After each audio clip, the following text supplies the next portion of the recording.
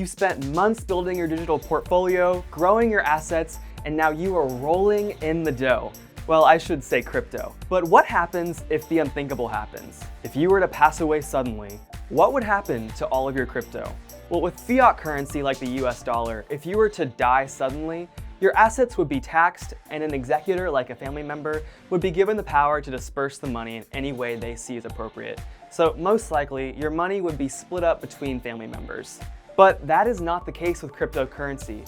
Crypto, as we all know, being both digital and unregulated, is forever in your digital wallet if no one else has the passwords. So think of a vault of cash, but the key is lost forever. That cash is still in there and it still has value, but no one will ever be able to access it, just like your crypto in a digital wallet after you pass away.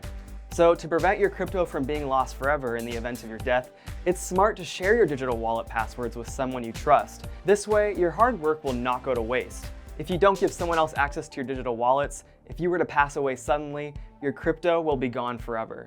So, what's your plan? Will you share your passwords with someone you trust? Let us know in the comments below.